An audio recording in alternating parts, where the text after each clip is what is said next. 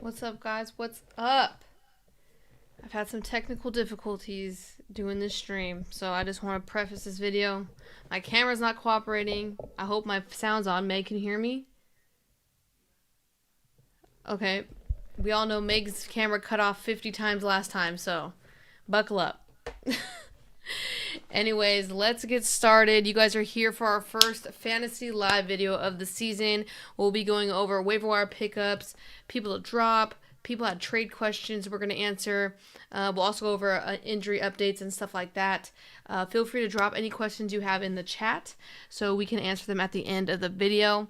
But Meg, I did want to start off with your just reactions to opening day fantasy wise. I know we're going to talk about it at a later point with Brooke, like the basketball side of things, but fantasy wise, and in particular, who were you most surprised about and who were you most disappointed with?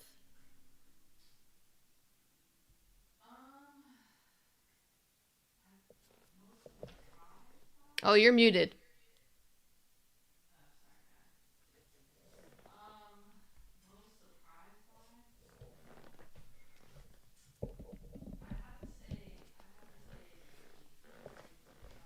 Okay. Mhm. Mhm. Mhm.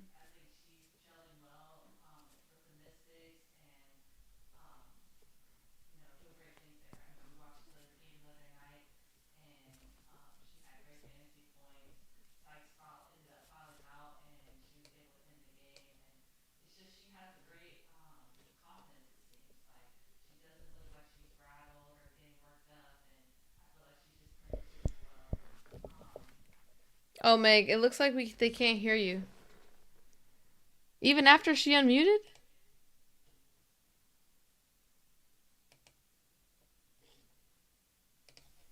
All right, try it again.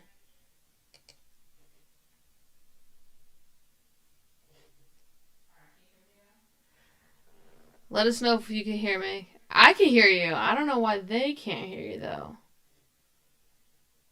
I know you were muted for a part of your segment. Yeah, in the beginning.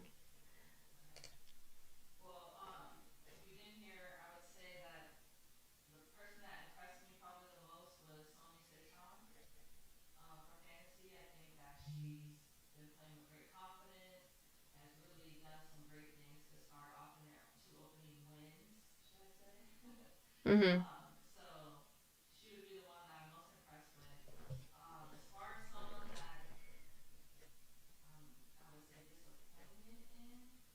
Dang, yeah, they still can't hear you. I don't know what it is. On my end, I can hear you.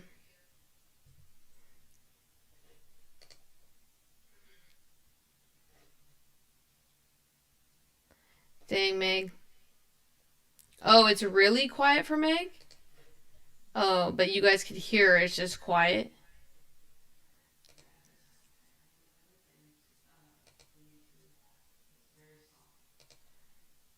Oh, I wonder what's wrong with your thing then.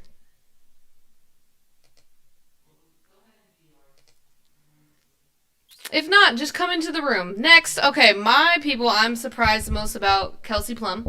Went off 59 fantasy points. She had 37 regular points, 6 assists, 5 steals, 2 rebounds. Played all 40 minutes.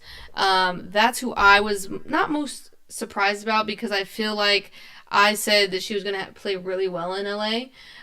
So I just wanted to give a shout out to Kelsey Plum, really. Someone I was disappointed with opening day, Sabrina.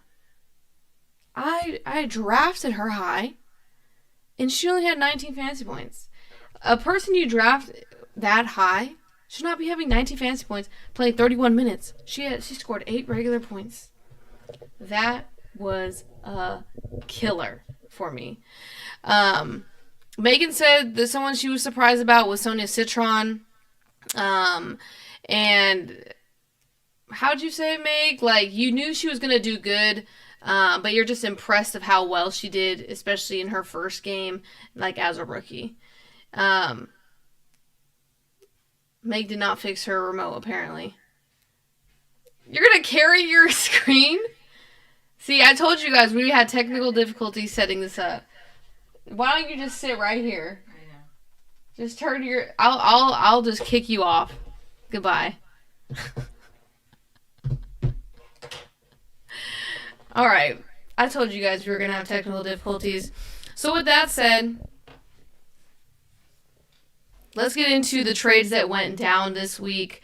There were some crazy ones. I know a lot of people were not high on Jewel Lloyd going into the season, and then after the first game with Las Vegas, they were not happy. So a lot of people traded her.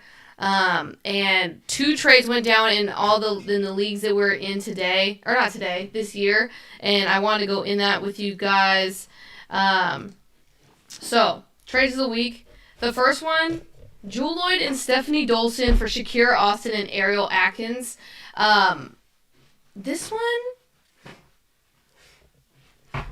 I don't know. This is hard. Sam sucks at people. Oh my god. This one's hard just because, like Meg, what do you think about Jewel Lloyd, Stephanie Dolson versus Shakira Austin, and Ariel Atkins?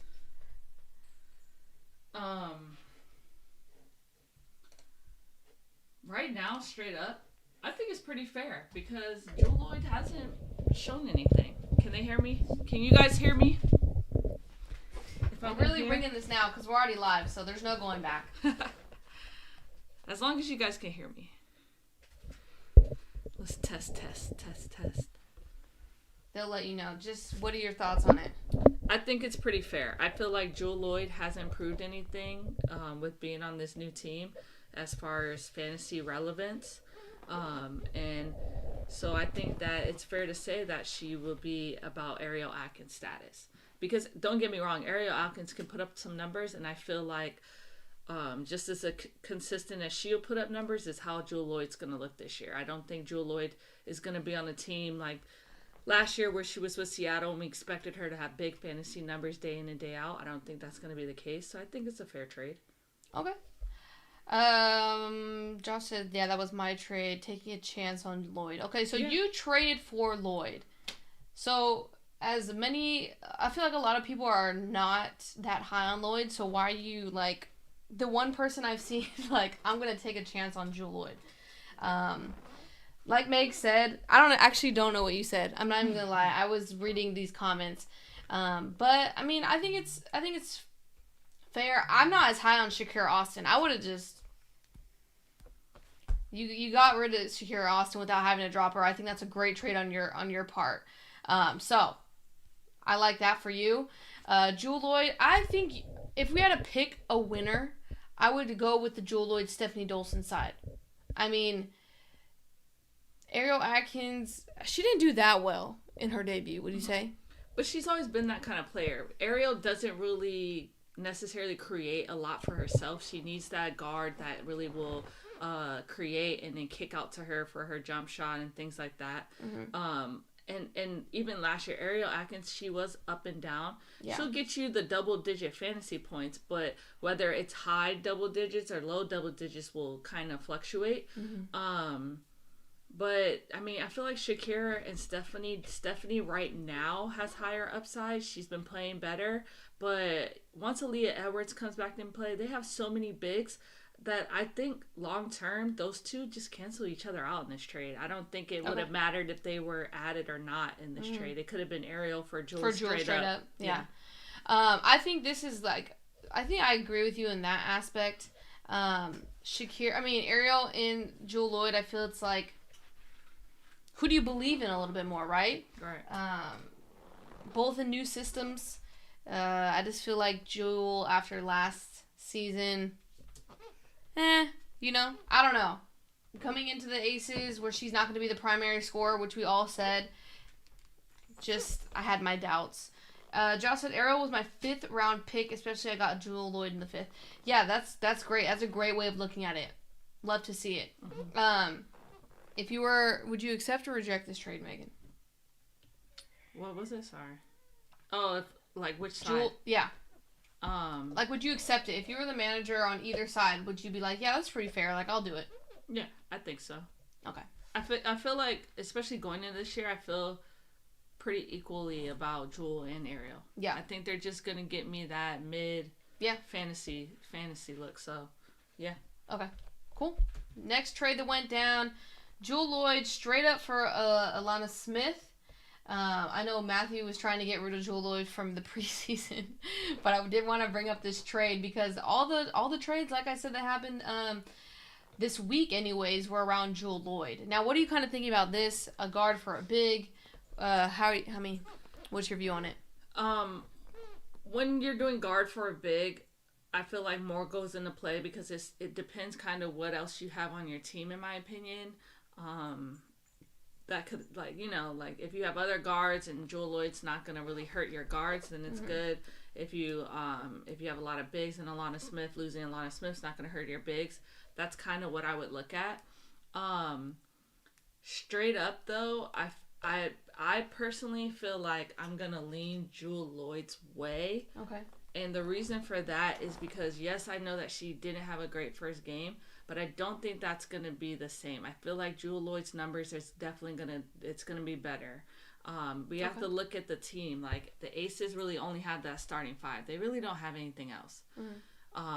With Minnesota, they're going to bring back McBride. She's not going to be out for much longer. Sure.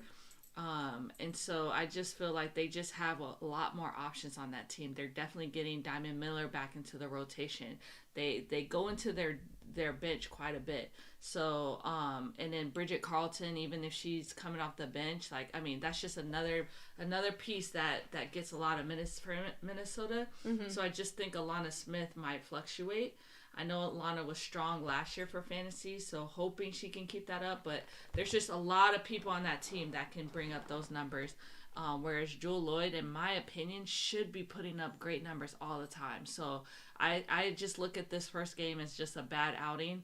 I also have Jewel Lloyd, guys, so I'm hoping for the best. But I do think she should be doing better. So I think long term, I think Jewel Lloyd wins this trade. The only thing, I know from Matthew's perspective, he was wanting to get rid of Jewel, so he didn't really care. And sometimes you got to do that. Yeah. So, it is what it is. It comes down to a preference, right? Right. I don't think this is a one-time thing for Jewel Lloyd, her bad performance. Chelsea Gray, I feel like, took a lot of shots. Jackie Young was doing well. So, and then Asia Wilson. So, it's kind of down to the third, fourth option for her. The only thing about the Alana Smith thing is Jessica Shepard's been doing really well, so that's kind of taking away from her a little bit. Yeah. So, this trade, if I really wanted to get rid of Jewel Lloyd, and I needed a big that was going to be solid, I wouldn't mind this trade. Yeah. It just depends kind of what you had. I think you really hit it when you said it's some trades are going to be preference. Yeah. I don't think it's a bad trade at all. I think it just depends on what else you have on your team. If you're not really going to hurt after losing the guard, then it's not a bad trade. Because both of these players are going to get you fantasy relevance. Exactly. Okay, that was the only trades that happened this week. I just wanted to briefly go over them, kind of get your guys' opinions on that. And then let's go into the injury updates before we get into the waiver wire pickups. So our injury report. Mariah Jefferson, Anissa Morrow, Sophie Cunningham, Crystal Bradford, Rakia Jackson, Kayla McBride, all day to day. I know Sanaya Rivers was on here before we started, but now she's going to be playing tomorrow, so her debut. That'll be awesome. Excited to see her. Out, we have Jordan Canada, Layla Lacan. Lacan's supposed to be back, though. She just won MVP overseas, too, so don't know when she's going to be back, but I think soon. Gustin's still out. Cheyenne Parker-Tyus, Julia Allman. How do you say it? Alamon? Alamon. Ray Burrell. Let's just talk about that injury really quick. Did you end up seeing the video? We were there live when it happened. We didn't have a good angle. You couldn't really see it. But did you end up seeing the video? No. Was she hitting They banged right? knees. They banged knees hecka hard. Real bad. But Ray's going to be out for 6 to 8 weeks, which is a bummer because I feel like all of us had, really high expectations for her. She was going to do good this season. And even fantasy-wise, I feel like she was going to help out fantasy-wise, too. So that's a bummer. Cameron Brink's going to be out. We already know that. Natasha Mack and Kalia Copper, we never got to talk about. It was, kind of a last-minute thing. Kalia Copper underwent knee surgery, 4 to 6 weeks. She's going to be out. And then Natasha Mack with her back, 2 to 3 weeks. And I feel like this hurt us a lot fantasy wise, because Kalia Copper. I mean, you spent a second or third rounder on her. So I'm curious to see if anyone was affected by that Kalia Copper injury news, because that would be tough. I know we tried to draft as late as possible, but I mean, this news came out a day or two before season started. So, I mean, yeah, that was rough. And then, obviously, Aaliyah Edwards, she's going to be reevaluated in 2 weeks. With those updates stated, the waiver wire, I forgot to put a little slide here, but I did want to shout out the team game count. Now, this is important, in my opinion. So, this next week 1's longer than the rest of the weeks, because they start on Friday and then end the following Sunday, right? So, from now on until Sunday, Atlanta has the most games for. We like to point that out because when you're strategizing throughout the week, you want to pick up players that are going to have more games, essentially, and that are a solid pickup, so to speak, right? Atlanta has some good players that you could probably pick up, like, Nia Coffey. I mean, that would probably be the only one. Shatori disappointed me. That was crazy. That one surprised me the most. But I've seen Nia Coffey out there. I picked her up in a league, actually, like a couple minutes ago. But the teams that have the least amount of games, so 2 the rest of the week, Chicago, Valkyries, Minnesota, New York. Heavy hitters with New York and Minnesota, which I have a heavy stock in. So that is concerning. So plan ahead. Plan right. Hopefully you have a big enough lead. I've seen some big point differentials, but it is only because, like the big teams got to play. Like, the bigger players got to play. I mean, that's in my opinion. The rest of the teams all have 3 games, so you'll even out there. So with that said, we try to break these waiver wires down into, like, a tier-based kind of thing. So, like, our first tier are, like, the must-adds, right? So these players, they're going to get a lot of minutes. We saw from the first 2 games for Washington, Jade Melbourne. Sugg obviously started, but Jade's been popping these last 2 games. 23 fantasy points, 26 fantasy points. Only rostered in 11% of leagues. I do want to preface this that we're only going to be going over players that are available in less than 50% of leagues. Just so you guys know.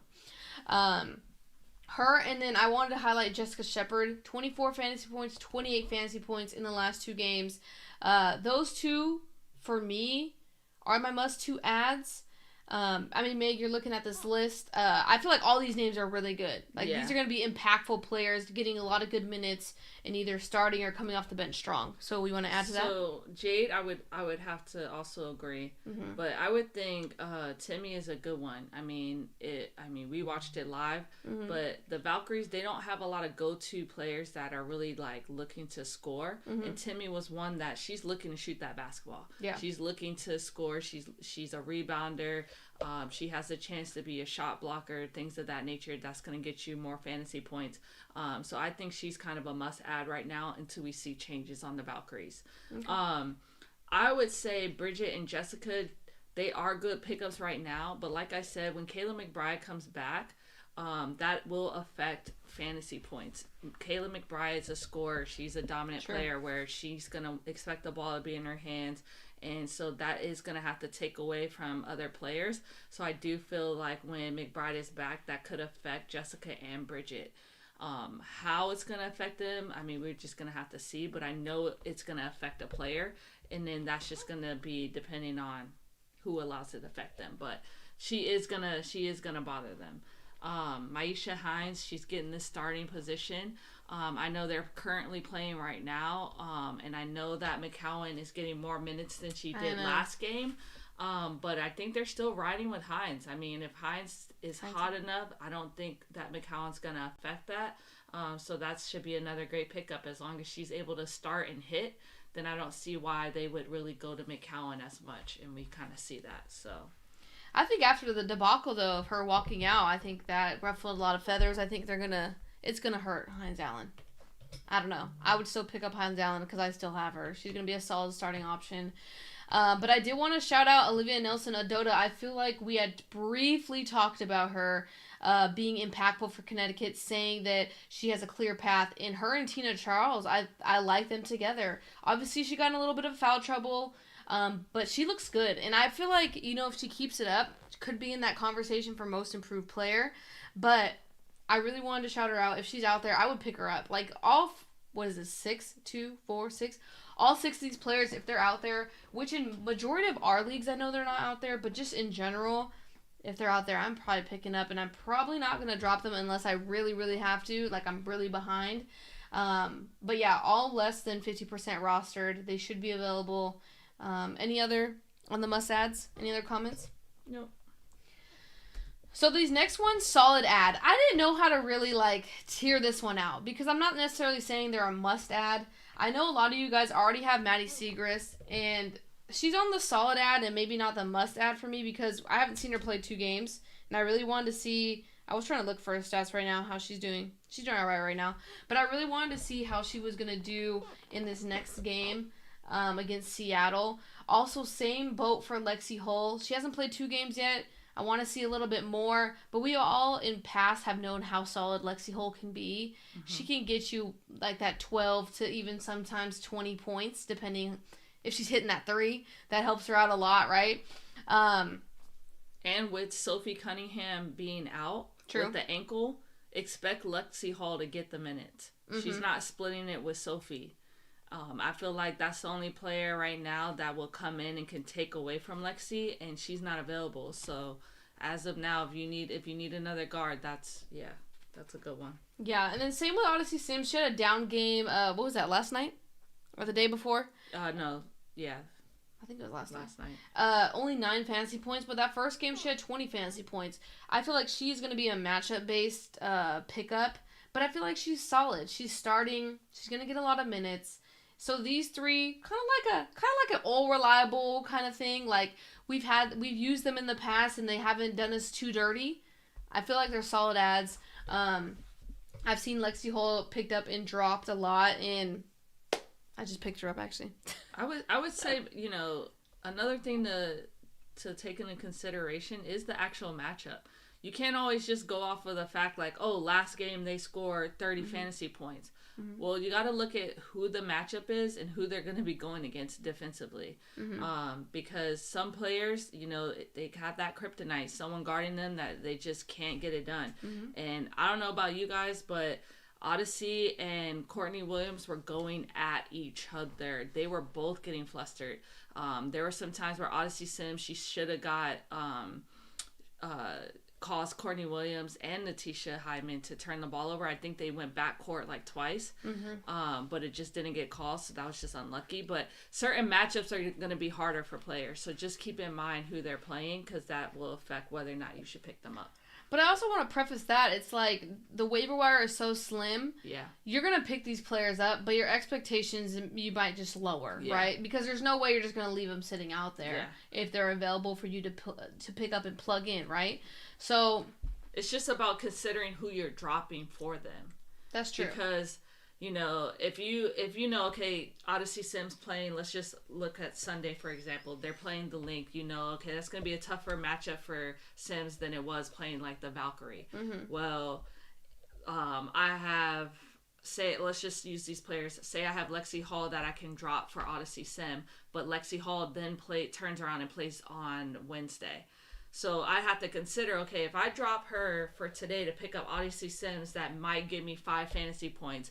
Instead of holding Lexi and allowing her to maybe give me 20 the next day, you have to consider those things, because you have to remember, you drop someone, they're probably going to go on the waiver wire, and you're not guaranteed to be able to pick them back up the next day. So those are the things you're considering. Like, yeah, it's all great to be able to pick up after every game, but waiver wire comes into play, and then that's when you're not always guaranteed that you're going to be able to pick that player back up. And she could have got you 20 if you held her, but instead you got 5 for the 2 days. Yeah, but that's going to be any of these players we're talking about. I mean, on this solid ad list, and mm-hmm. also it just depends on your score and who the other team has.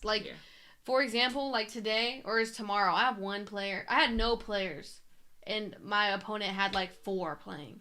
My lead's not that big, so I just dropped whatever and I picked up something because you never know what's going to happen. You just need your points to add up to be more than your opponents. And sometimes, some weeks are going to be like that, where you have to make a hard drop. But that's why we are doing lives weekly, so we can talk about it, talk it through. If you guys have those hard, questions that you guys are thinking about.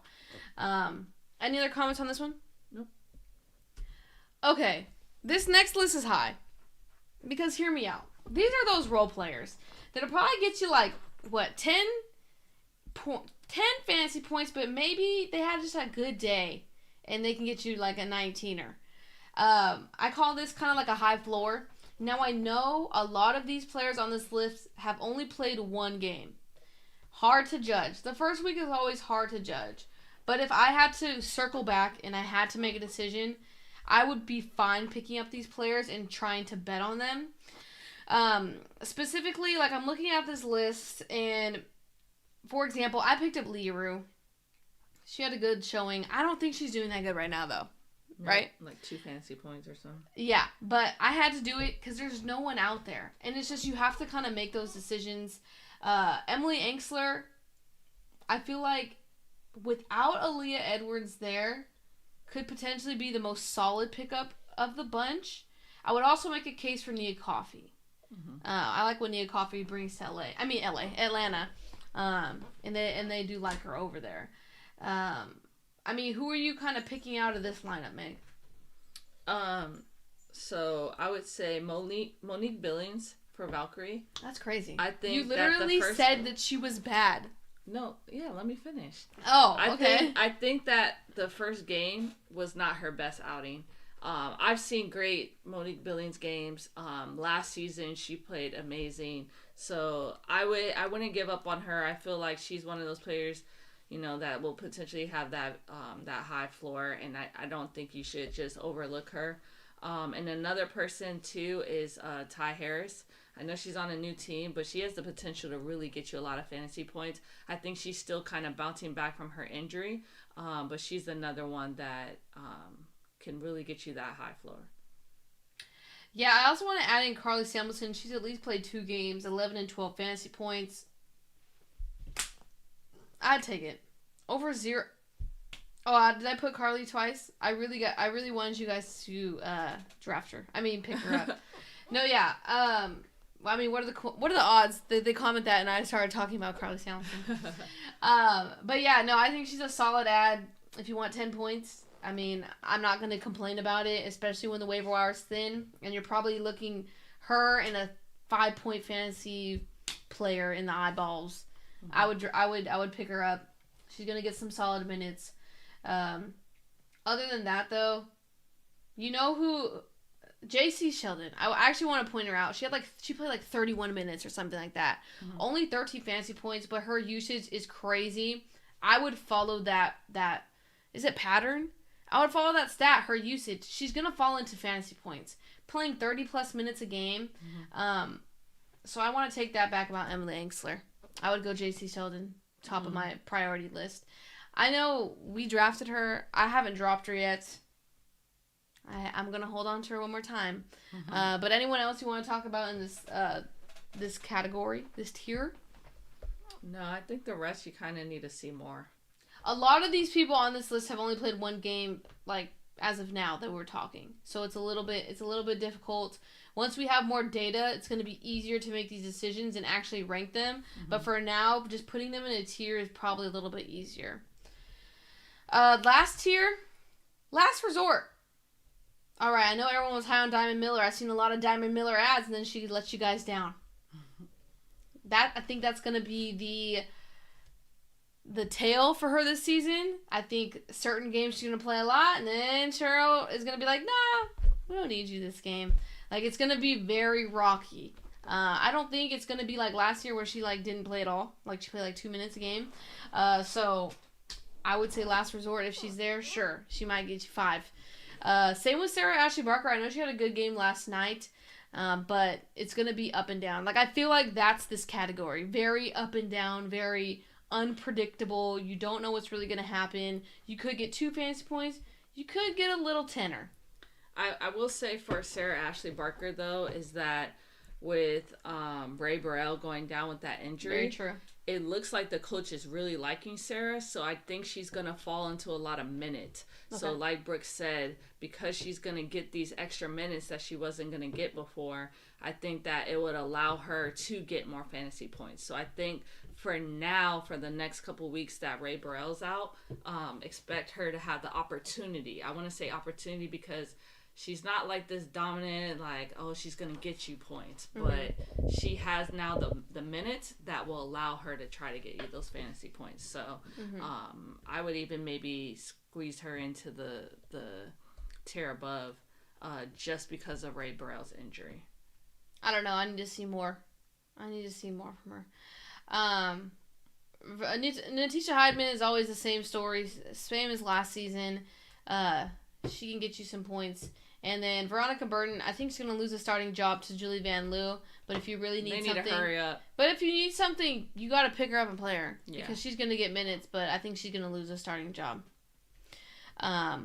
But yeah, I can get behind your comments about Sarah Ashley Barker, especially with Ray Burrell going down. But I don't know if I'm sold in putting her to a high floor just yet. I need to see another game. I need more data to go back off that. And then I just want everyone to have like a watch list. I know all these players popped off. Okay? Catherine Westbeld, 19 points. Alexa Heald, 21 fantasy points. Bria Hartley, 24 fantasy points. Kayla Charles, 19 fantasy points. And the reason I put them as watch list is because, look, I picked up Kayla Charles. She hasn't even played. Okay? So, it's like, these are... This is... the only one that I'm, like, really kind of sold on is Catherine Westbeld because she's in the starting lineup. Everyone else, I say hold your horses. Because... Yeah. Well, you say Catherine, I say Bria Hartley. The reason I say Bria is just because she has chemistry with the coach. Oh, okay. She's played for this coach before. I think overseas or something. She has a connection with this coach. This coach knows her game. And I think when a coach knows your games, they're more likely to go with you and call your number and give you those minutes. So I would definitely, just like how you're going to star Westbeld, I would star Bria, keep an eye on her. Okay, yeah. Well, I mean, the reason that they're in this, because, like, is it a fluke? Is it real? Because it was their first game. A lot of strange things happened, and that happened for Kayla Charles. She hasn't even entered the game yet, but had 19 fantasy points the last game. So these, keep on your radar, someone that you might be able to use. But yeah, I guess it would be between Catherine Westbeld, Bria Hartley. They'll have some games coming up this week. We'll get some more data on that. But with that said, let's get into some questions. Q&A. I know I have some questions from our Discord already loaded. But if you guys want to ask any questions, put in the chat and we'll answer it as well. First question, what do we do with Malonga? Are we worried? Is it too early to overreact? I already overreacted. I dropped her. She was gone. Right when I saw her usage, absolutely not. And I did preface it, that if she had any impact, it would be later half of season. I did want to preface that. Yeah. We could have all took that risk, and I did take that risk in one league. But has she even entered the game? Yeah. Did she? She scored 2 points. Okay, so. She scored 2 points. Okay. I don't know fantasy. I think she has a rebound. So. But yeah, I mean, the thing is you're just hoping for this unicorn and Noelle Quinn to play her and everything works out. But she is on a very heavily veteran team. I dropped her. I would say drop her, move on to better pastures. Or maybe, you know what? Try and trade her. I don't know who's going to sip the Kool-Aid. But what do you think about Malonga? Sip the Kool-Aid. Yeah, I feel like, you know, and that's partly why I didn't draft her, is because I knew that there was going to be an adjustment period for her. And then when I watched her, I realized that adjustment period might take her a little bit longer. It looks like her confidence isn't fully there. I know her talent is there, and I think she's just needing to adjust, but it's going to probably just take some time. So, but she also has to get the minutes. And I know after the first game they gave her minutes, she didn't perform well, but I just hope Quinn doesn't really, you know, abandon her and not give her the minutes, because I feel like she's only going to grow by you giving her the minutes. So I just hope that Quinn doesn't do that to her because I think the more time on the floor is going to be better. But fantasy wise, it's going to be hard. We're in a league where, you know, it's hard to hold people that aren't performing right away for you. So I don't know if it's overreacting. I think it's just smart to maybe let her go, and then just you got to be on it and catch her at the right time. Yep, I agree. Okay, if you're a Citron manager, do you keep her or trade high on her? I'll let you answer first. Man, that's tough. Yes, if you're gonna trade her, you better get something good back. Like you better get a Kelsey Plum or. Okay, they're not getting that. That's crazy. Because Citron though, I only see her going up. Yeah. I only see her going up from here. She's on a team where she can easily continue to go up from here. Mm-hmm. So, in my mind, if you're not getting something like, Kelsey Plum, that's hard for anybody to give up, right? But if you're not getting something like that for her, what's the point? You ain't getting that for her. Hold on to, in my opinion, I would hold on to Citron because she has the potential to get put up what Kelsey Plum's doing. If you think about it, say Sykes goes out. She is injury prone. Say Sykes goes out. Who's their scorer? Citron. That ball is going to be in Citron's hands. So I just feel like she has the opportunity to put up a lot of fantasy points. So you know what's crazy? You stole my argument. I was just going to say that. If someone gets hurt, oh my gosh, especially Brittany Sykes. Yeah. Citron is the person you want to have. Curious to see how Washington changes when Aaliyah Edwards gets back. I am curious. I know they don't play the same position, but fantasy points need to be spread out, and I'm curious to see how that goes. But I don't think I'm getting rid of Citron, or not getting rid of her. I don't think I'm trading her. I think she's a solid piece to have. Okay, Shakira Austin owner. It says her getting a double tech and tossed after 7 minutes of playing time after missing the first game with injury has me nervous. What should we do? Trade low or gamble and keep her? Get rid of her. I'm sorry. I love Shakira Austin. For me to say that, you should know it's a red flag. Because, I was so high on Shakira Austin the last 2 fantasy seasons. Just kept getting injured, which was killing it. And then now Aaliyah Edwards is in. Kiki Iriafin is doing super good as well. Did I say Aaliyah Edwards? You said Kiki, no?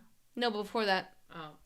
Aaliyah, well, whatever. Aaliyah Edwards is also there. They have Emily. They have so many bigs. It's just too much. Once Aaliyah Edwards comes back, gets in the groove of things, I really don't think there's going to be a lot of high usage for Shakira.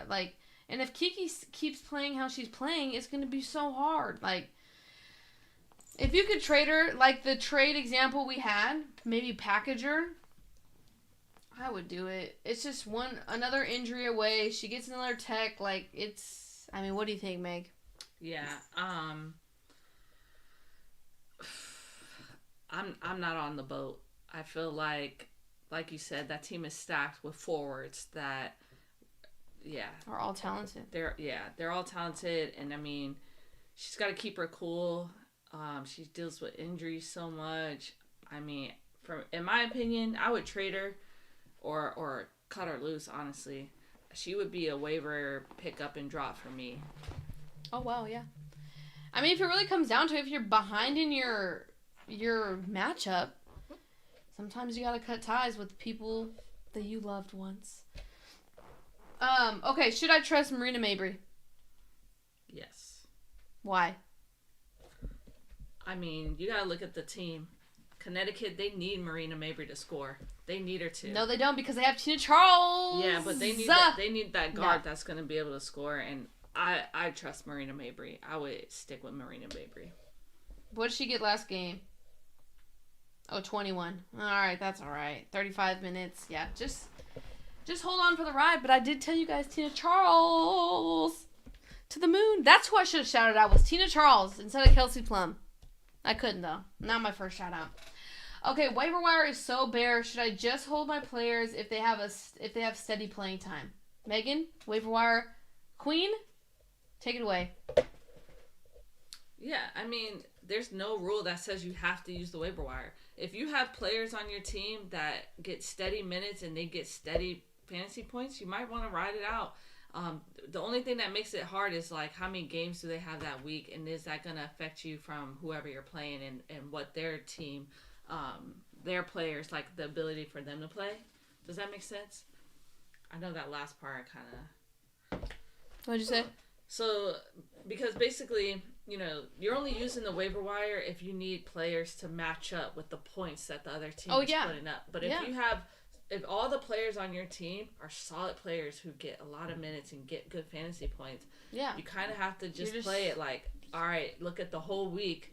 Do I think that, the amount of times my team plays and the amount of times they're going to be able to put up fantasy points, will that compete with the other person's team and how many times they play? The scheduling does affect fantasy. It does a lot. It does. I have to agree with you because sometimes you're stuck. You can't cut anyone. But it's also like, do you really want to win the week? No, I'm just playing you. It does come down to that, though. You know what I'm saying? Mm-hmm. I think it's matchup based. But, I mean, you have to have one player that you can cut. Like, you have to have that one floater. I feel like in all of my leagues, most teams I've already cut someone. Like, you know what I'm saying? Like, they already hit the chopping block. Unless you got a team like me, I got 3 or 4. Megan's waiver wiring every day. But yeah, I mean, if you don't have anything good, especially in those 10-man leagues, I feel bad for you. Yeah, maybe hold on. Maybe do some trades, something like that. Okay, we do have a trade question. Would you do Rakia and Cardoso for Sabrina? No. Well, what do you need? Oh, here's your lineup. I wrote it down. What the heck? Nafisa, Alicia Gray, Ryan... No way this is your lineup. Nafisa Collier, Alicia Gray, Ryan Howard, Jessica Shepard, Rakia, Cardoso, Sloot, Thornton, Leroux, Austin. First of all, how did you get all those players? You need to get rid of one of these Atlanta players. Oh, so wait, okay. So with this lineup, you would be getting Sabrina? Yeah. I'm for it. I'm for getting Sabrina. I get that, but I would trade Ryan and Cardoso for Sabrina. So I can keep Rakia. Because the bigs aren't that. And I want to split the Atlantas. Yeah. I don't like 2 Atlanta players. That's Alicia Gray, not Chelsea. Oh, is it Chelsea Gray? It could be Chelsea Gray, never mind. Well, either way, that's still a good guard. You're adding Sabrina in as another good guard. But Sabrina, I think you could buy low on Sabrina. I feel like people are tripping. Like, if someone gave me something enticing, I think I would take it. Because I'm tripping. Okay, so what's this? Or maybe Rakia, Cardoso. Oh, I'm going trade by trade. So hold on. What's the first trade? I'm not mad at it, actually. You would give up all that for Sabrina? Who had 19 fantasy points? No. I think you can get away with either doing, if you really want to get rid of... Just do Ryan for Sabrina? Or freaking Vandersloot and Cardoso. No. I wouldn't give up that much for Sabrina. She didn't, wow me the first game. Yeah, but the thing is, you got to catch them before she wows.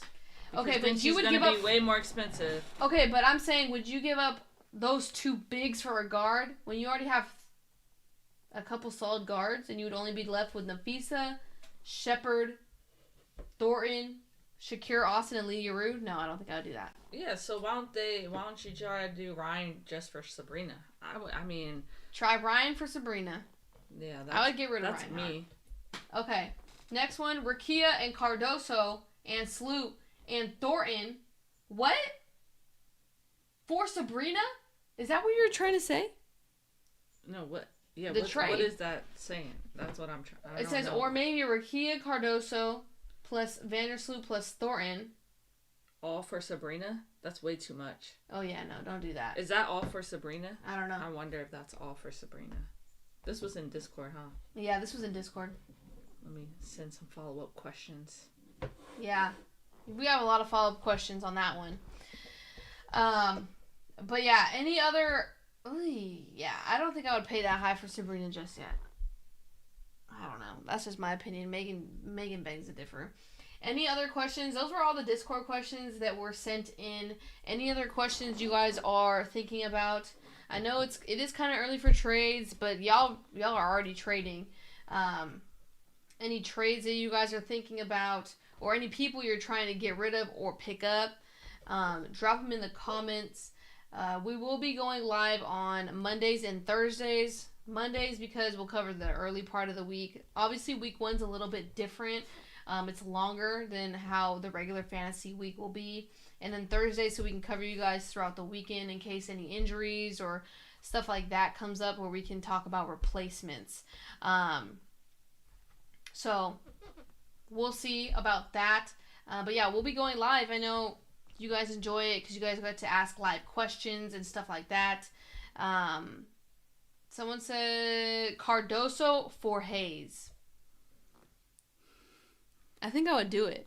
I want Hayes. On On that end, I would want Hayes. I think I would do that. If you need a guard, yeah, I think I would do it. Someone was talking about Cardoso, and I agreed with it a little bit. Was it that they weren't high on Cardoso? What was the conversation you got into the other day about Cardoso? Yeah, me and one of the followers, she made she or he made a comment about why is everyone saying like Cardoso's about to have this like amazing year, and they're so high on Cardoso because we don't see it. I know I had my hesitations going into the season about it. I will say that. Before the season started, I offered Cloud for the rookie from Seattle after the first game. I'm glad he declined it. Yeah, Cloud really, I think, surprised me. I feel like the first game might have been a little bit of an outlier. I feel like she gets this fresh start in New York. She's a great piece for New York. I mean, we applauded New York for picking Natasha Cloud in the preseason, so I'm glad she found a home. Is Arike a buy low? Yes. This is crazy. I've never seen Arike struggle this much in fantasy, like ever. And I feel like if you can get her for cheap, I would do it. There's just no way she stays in this rut. Like, there's just no way. But I would think some people are tripping because she was a top 5 pick, top 6 pick. So I feel like a lot of people are doubting. So yeah, I would go after buy low candidates. I feel like Arike, Sabrina. Who's another person that disappointed us? Those two off the top of my head, if you can buy them low, I would do it. There's just no way they can stay in the rut fantasy-wise. I just don't really see it. Cardoso and Reese don't fit well. Yeah, it's just Cardoso would be better on a different team. And Elizabeth Williams is back. Elizabeth did pretty well. It's just too much going on in Chicago. Yeah. Anyone else you would say to buy low? To buy low? No, I can't think of anything right now. Okay, no. Let's see. Yeah, get Arike if you can. Yeah, no, for real. I think you can buy Arike low. But okay, any other questions? I feel like the first fantasy video, it's a little difficult. We're putting people on your radar to consider, but it's going to change, especially when injuries happen, the replacements. Some of the overseas players are going to be coming back into the fold. I'm curious to see how Lacan does. I want to say she's going to be interesting for fantasy, so I'm curious to see how that works out. But if you guys don't have any other questions, we're going to head out, but we'll see you on Thursday for another Fantasy Live. Make sure I'll put another thing in the Discord for any other questions that come up.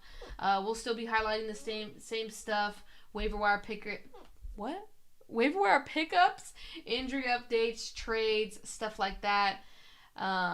Someone said Fee Bitch. Like, panic about Fee Bitch? Because I am. I would trade her. You want Fee Bitch, Megan? I mean, yeah, I'll take Fee Bitch. Alright, let's make a trade. Maybe because I wouldn't be too concerned. She's gonna bounce back. Okay, Megan's full go. You know what? I take that back because she did say she was jet lagged that game and she was just gonna play through it. So, fully rested Fee Bitch, it's gonna be different. And she didn't really do that bad. What was it, like 15 fantasy points? It wasn't horrible. So well rested. I think she'll do better. Hopefully. I'm just saying that because I also have her. All right, guys. Well, like I said, we'll be back on Thursday going over the same stuff. Make sure to leave comments. We'll answer them as soon as they come in. But join our Discord. Link is in the description if you guys have any questions. Everyone in that community is really helpful with answering and replying really fast, especially if we can't. So yeah, join our Discord for fantasy related stuff. If you're new here, make sure to hit that subscribe button. We'll be here all fantasy season long. But yeah, thank you guys so much. Make sure to hit the like button as well.